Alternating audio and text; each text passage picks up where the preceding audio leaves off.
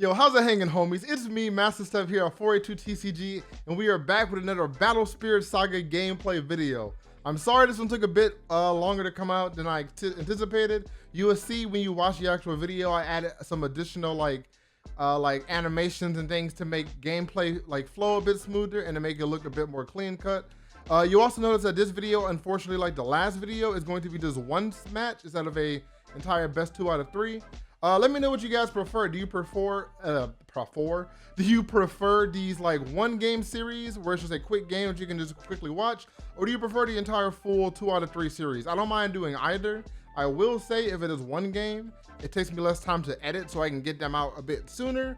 But if it's a 2 out of 3, it does take longer to edit, but you guys get more matches to watch in one video. So let me know what y'all prefer. Do you like to use like the 20-minute format where it's just one match, or do you prefer the like 30 to 40 minutes, like best 2 out of 3, upwards of an hour, depending on if they go to game 3 or not? Let me know what you prefer. But regardless, this match is just gonna be one match between me and Nick again, my good pal Nick TCG. Nick is rocking his signature purple curse deck that he is so fond of. And in this deck, I am actually playing Fabled Beast. So this match was actually recorded the same day that we did the Nova versus Purple Curse match.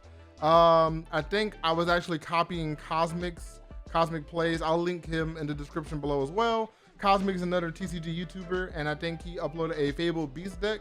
And it was when I was just trying random decks at the time. So I wanted to try it out, so I built it. So this is the exact same list as the Cosmic video. I didn't make any changes to it. So I'll link that video and that list in the description below, like I said. But I just wanted to rock that list to get a feel for different decks. At the time, I had only played Nova, and I wanted to see what other colors would feel like, right? So this is my first time playing a different color. And I try not to misplay, but I make a few misplays. If you want to see me try this deck again later on, feel free to let me know. I actually disassembled it the same night to build a Luster deck. Speaking of which, before we get into this, I'll be really quick, I promise. I did want to make a Luster deck profile, but what happened recently was I tried playing my Luster deck against some other decks, and it didn't feel as good as I thought. So I didn't want to upload my Luster deck profile because I didn't feel like it was competitive enough to upload yet. So I'm going to make some tweaks, I'm going to make some refinements. I don't have the promo yet either. There's a tournament pack promo Luster guy out now too. I don't have him yet, so he wouldn't be in my deck regardless, but still, I still think that Luster can do fine without him at the moment. He makes the deck a lot better, but I think Luster can still do fine without him. So once I feel comfortable with a Luster list, I will upload my Luster deck list. Right now, I'm still working out the kinks. But anyway, I'll stop yapping. I'm sure you guys are here for the gameplay, not to hear me talk. So yeah, like I said, it's gonna be a 1-1. It's just one match. Purple Curse versus Fabled Beast. Once again, let me know if you prefer the one match format or if you prefer the 2 out of 3 format for future videos. I don't mind doing either. It's just, like I said, more editing for the longer matches, of course, right? So let me not ramble, because I will ramble if I keep going. But yeah, shout out to Nick TCG as well. His stuff will be in the description down below. Shout out to Cosmic for the deck list. And I won't worry about posting the deck list in the video this time either, just because Nick's playing the exact same list as the previous video. So if you haven't seen that yet, click the little eye up here and it'll take you to that video. And then I'd rather you just go watch Cosmic's video on his deck list to learn more about it. So once again, click in the description below and the link to that video will be down there. All right. Anyway, I'll see you guys after the match is done with. And yeah, enjoy the footage. That's all I got for you. I'll stop talking. Later. All right, everybody, here we go. This is going to be Fabled Beast yellow with Godbeast versus Purple Curse with Meduke. Me versus Nick again. So this is another game that we played. I think we recorded this match the same day we recorded the Nova versus Purple Curse match. But, you know, was not able to get them all out at the same time. So I show off my opening hand there. You saw I had a flying turtle, I had an ice shield, I had a Caladrius and a Hippocampo, I believe. And then Nick has some things in his hand. So Nick wins the dice roll, so he decides who goes first, and he elects for me to go first. So obviously I decide to not mulligan and I keep my hand, but Nick decides to mulligan because he was not really happy with what he had in his hand. And we're gonna go ahead and move on to the actual first turn after Nick finishes with his mulligan cut right here. We did start off by shuffling our decks, and then you just saw the cut at the beginning of the video, and now I'm cutting right here for his actual mulligan shuffle, and then we're gonna go ahead and start with turn 1. So because I did not mulligan, I get to draw an extra card, and I draw for my turn. and we get into the actual draw step, right? So I start off by playing a burst. Remember, for this video, I was using the backs of cards as my ice shield proxies because I didn't actually have ice shields at the time of this recording. I do have ice shields now. I do have a playset, but I do not have them for this video, and me and Nick are fine with that. So here I summon my Flying Turtle.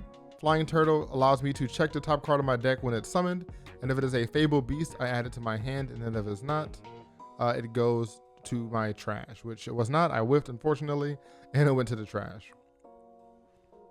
So this list I'm playing is actually, I think it's the list that Cosmic posted. I'll leave a link to the list in the description below and a link to his video on it. But I built this list after Cosmic made his video about Fabled Beast a couple weeks ago. I think it was like 2 weeks ago at this point, and I ended up playing around with it. This is my first time playing the deck, so misplays are bound to happen. So please do excuse me if any of those do creep up here. But yeah. All right. So Nick plays 2 and then passes back to me. For whatever reason, he doesn't attack here. I think it's because he didn't have a favorable trade per se. So I guess he didn't want to attack. So he elects to just pass turn. And I'm perfectly fine with that because it gives me a chance to start setting up some more stuff of myself.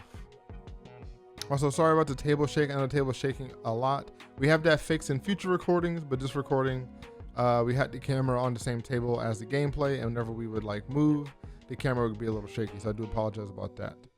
So here I play Penton. Penton is not a Fabled Beast, but it does have the cool effect of whenever you play a magic for the turn, it reduces the power, reduces the cost of the magic by 1 for the first time you play a magic each turn. So it's a very useful effect, especially if you have a lot of strong magics. Penton can come in clutch super heavy.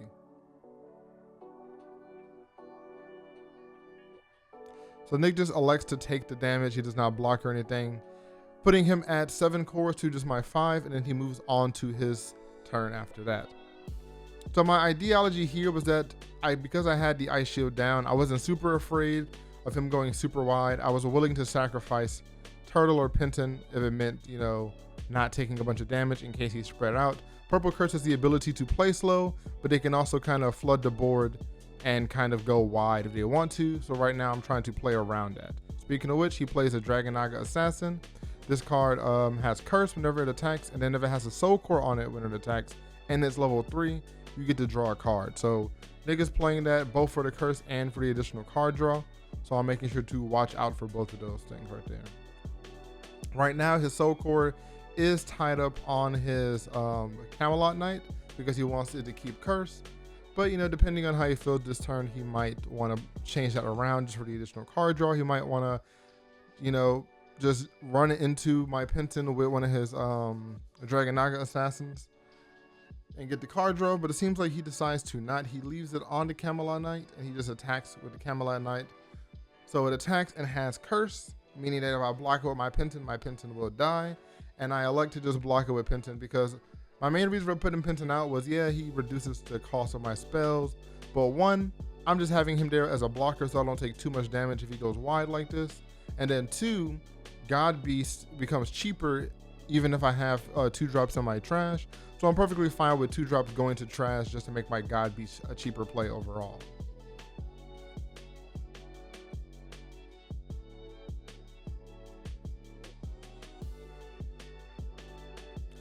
All right, so here I play my Phantasmal Paradise Nexus. It's a pretty cool Nexus with Fabled Beast because every single time I play a Fabled Beast, I can choose to exhaust it. And if I do exhaust it, I am able to draw a card. It's only once per turn, but it comes in handy right here. I play my Hippocampo and I'm able to draw a card because Hippocampo is a Fabled Beast.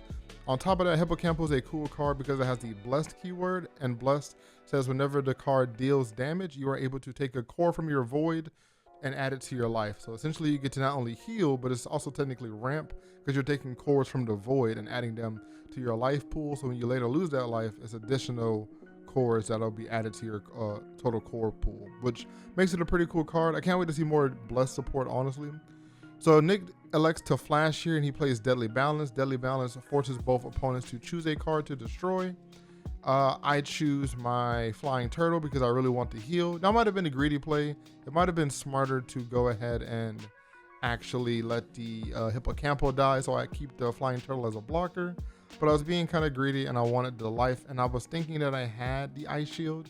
So even if he goes super wide next turn, I just lose the life I gained back, and then I can activate ice shield to keep myself alive, was my train of thought.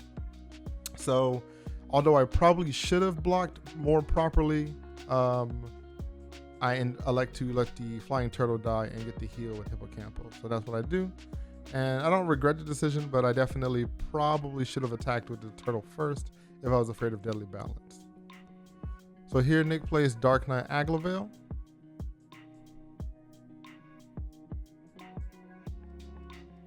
And then Nick also plays a purple Smoke Valley Nexus. If you watched the previous video we did, the purple Smoke Valley Nexus just allows you to draw a card every time your opponent's spirits are destroyed via core removal, which is very good in Nick's purple deck because he has things like Cursed Dragon and Baculus that enable purple Smoke Valley to go off.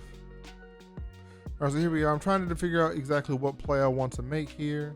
I'm trying to count to see if I have enough to maybe play a Godbeast. I'm not entirely sure. I think I see a Godbeast in my hand. Yeah, so I'm checking. So I currently have 2 2-drops in my trash, which makes my Godbeast 2 less. Because Godbeast gets reduction for not only cards on your field, but also any 2-drops in your trash. Yep, and that's exactly what I do. Because I have 2 in trash, I am able to summon him for just 4. Because I have 2 cards on the field that give him reduction and 2 2-drops in the trash, making him a 4 cost to play this turn. So I played on Godbeast, and I'm pretty sure I play him down as just a big kind of beefy attacker. Granted, Nick is playing Cursed, so if he attacks me with a Curse unit, I can't really chump block with Godbeast, but it's still a deterrent, and then it's also just a big unit, so if I attack him, he's either forced to take the damage or block. The main enabler for Godbeast in this deck is the fact that Godbeast can make all of your 2-drops unblockable if he's level 3 and attacks. So one of the kind of finishing combos in this game is to get Godbeast on the board, and then the next turn drop a bunch of small guys, attack with Godbeast, and then attack with all your small guys, and they're no longer blockable. Well, they're no longer blockable if your opponent's spirits are, I think, level 1. So that means the spirits have to be lower to be able to block, which is not always ideal, especially if you want those cores on your spirits for their abilities, right? So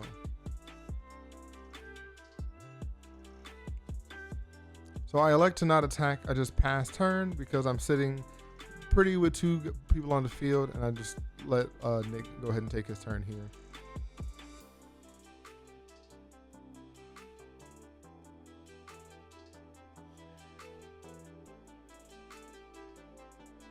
All right, so Nick elects to play another Deadly Balance right here.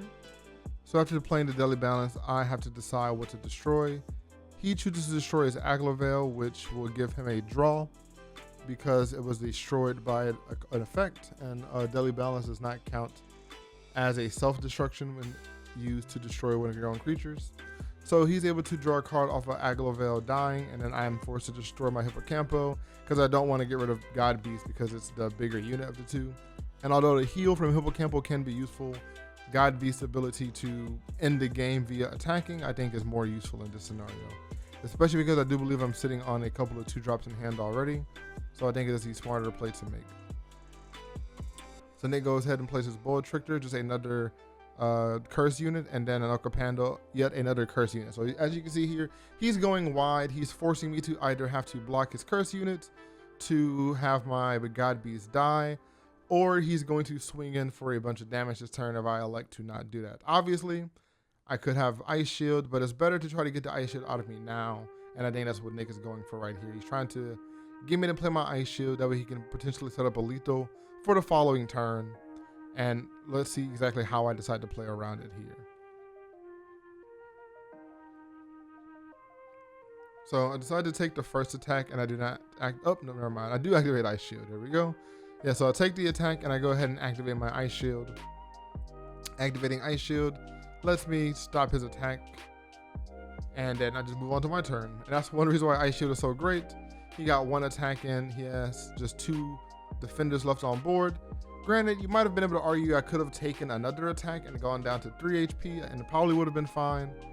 And he would have had less attackers, but at the time I thought it was just safer because I didn't have another Ice Shield in hand, and I wasn't sure if I could lethal him this turn, that I should just stop it at 1 attack. Though looking back on it now and looking at this board state and the cards that I think I know I have in my hand, I definitely could have afforded to take 1 more attack, because I definitely would have had guaranteed lethal if he decided to swing a second time, assuming he didn't have an ice shield of his own in hand, which I would assume he does not have, just because of the fact that he didn't play it as a burst card to get the life back, right? So here I'm going wide. I'm attempting to go wide. I drop 1 Caladrius, or I like to call him Dr. Bird, or you can also call him Avian PhD, whichever you prefer. I call him Dr. Bird anyway. So I drop 1, and then I think I drop another here because they're both 2 drops, meaning that I can make them unblockable with Godbeast's effect. So Nick is currently only at 3 life, so if I can swing 3 times underneath him, I can probably go for kill. And I assume I play another 2-drop here, or do I not have another 2-drop? I may not have another one. I may just try to get as much damage here as possible. I might not be able to kill him, but I can put him down to 1 HP, would put me in a good situation. Yep, so that's what we're gonna do. We're gonna try to put pressure on him and clear his board. So we attack with Godbeast first. Godbeast is an 11k, and then his level 3 ability activates, where now my 2-drops are now unblockable by spears that have more than 1 core on them, or sorry, not more than 1 core. Spears that are now level 1 or higher. So as a result of that, my Godbeast, he only blocked my Godbeast with 1 person. Then he can only block my Dr. Birds with 1 of them as well. So this is potentially a way to kill two of his units. I'm sorry, 2 of his spirits. And then, just thinking back on this too, we're gonna keep kind of talking over it. So I realized in hand, I actually have an Exhaust Nexus, and looking at the board, I actually could have activated Exhaust Nexus on this attack, leaving him completely wide open. I don't think it would have been lethal, but it definitely would have put him in another precarious spot. But I decided to hold on to the Exhaust Nexus, especially because of the fact that next turn I can use it to potentially wipe his board, in case he decides to go wide and try to retaliate. So that's why I felt safe making this play, because I had the defensive option in hand to kill him if I needed to. But I think after reviewing this footage, I think I had 1 more spirit in my hand that I could have played and gotten a guaranteed lethal this turn. So in retrospect, I probably should have played that, but I guess I was attempting to play around another Deadly Balance, because I played a 4th spirit and he blocked and then Deadly Balance and killed the exhausted spirit. It would have been a bit of a tempo loss for me, and I wouldn't have the cores to play the Exhaust Nexus the next turn. So I decided to go with a safer route, I believe, and I just opt to leave the 3 spirits on the board and then swing out with all 3 of them. But in retrospect, they definitely could have gone for that lethal, because I know I have 1 more spirit in my hand. But now I'm sitting pretty comfortable. I'm at 4 life. Nick is at 1 life, and I know I have an Exhaust Nexus in hand. As long as he doesn't play anything super large that can put himself out of Exhaust Nexus range, I feel pretty comfortable about doing this. He goes ahead and plays his King Snake Quetzalcoatl. It's just a spirit that has curse, and whenever it's played, you can add a curse spirit from your trash back to your hand. So he's going to use that to attempt to go wide and try to just end the game here, I believe. Which is not a bad play for him. He's already at 1 HP. It's kind of a do or die scenario, and he knows I don't have any ice shields on board. I could have an ice shield in hand, but at that point, you kind of have to force me to have it. So he plays his Okapando, another cursed spirit, and I think he is revving up for his kill here.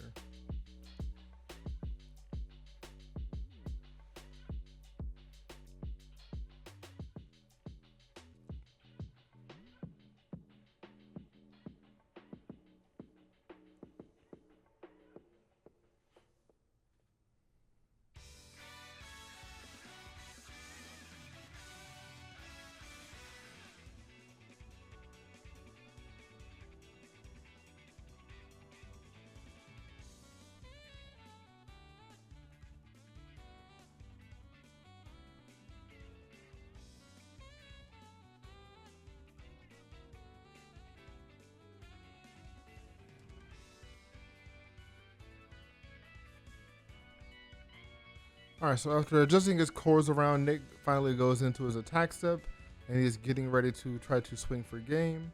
So he attacks with his Dragon Naga Assassin first. He decided to move his cores around. It was a casual play match, so we didn't really care too much about calling him on that, but he decides to move his cores around a bit, puts the additional core on the Dragon Naga Assassin, making it a 4,000 BP attack with Curse. I am unable to block because I don't have any spirits that are not exhausted, but I am able to activate a flash, so I decide to flash here, and I am going to flash out that Exhaust Nexus in my hand. So Exhaust Nexus reduces the BP of all of my opponent's spirits by 3,000 for this turn, and as of right now, everything is 3,000 or less except for the attacking Dragon Naga Assassin. So since their BPs were all reduced to 0, they are all destroyed except for the Dragon Naga Assassin that is attacking, because he was boosted to 4,000 BP. So I take the 1 life, but at that point, Nick decides to scoop because unfortunately he doesn't have any way to defend my next turn because he's sitting on 2 high-end cards in hand. So that is going to be it, and I'm able to take the match with Fabled Beast Yellow. Shoutouts to Godbeast. All right, and that is going to be it for this match. I hope you guys enjoyed that I hope you guys enjoyed that game between me and Nick. Next video will be completely different deck list. So I'm editing right now.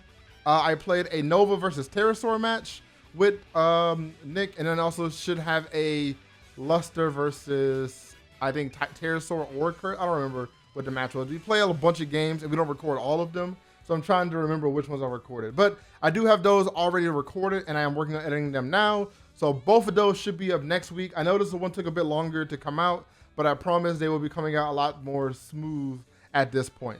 And if I can, I'm going to try to do that Michaela Luster deck tech this week, if I can find a decent build. If not, I do have plans to try to do a Pterosaur deck list, since Pterosaur seems to be very popular right now, and I want to share with you guys a deck list that I think is cool.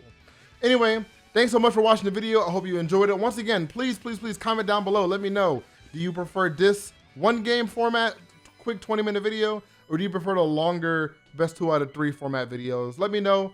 I'm cool to do whichever you guys enjoy more, but maybe I'll do a mix. Maybe I'll do a 1 game 1 week and then 2 out of 3 next week. Maybe we'll switch it up. Who really knows, right? Anyway, thank you guys so much for watching. Oh, and one more thing too. Thanks so much for supporting the channel. I forgot to say that earlier. So if you made it this far, thank you even more. But yeah, thanks for all the channel support. We got to like 80 subs already. That's insane to me.